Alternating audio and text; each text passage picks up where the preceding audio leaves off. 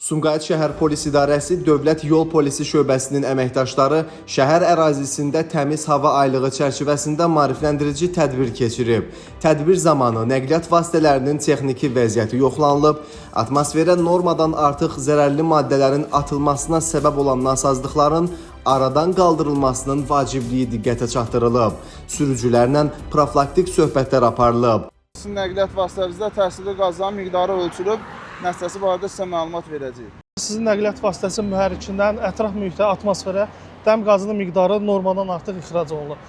Nəqliyyat vasitələrinin saz vəziyyətdə saxlanılmasının ətraf mühitin qorunması və insan sağlamlığı baxımından əhəmiyyəti izah olunub. Tədbirlər çərçivəsində əsas diqqət yol hərəkəti iştirakçıları arasında məsuliyyətli davranışın formalaşdırılmasına, nəqliyyat vasitələrinin texniki sazlığının təmin olunmasına və ətraf mühitin mühafizəsinə yönəldilib.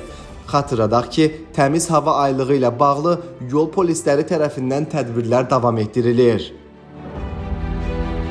Yaxınlaşın zəmin.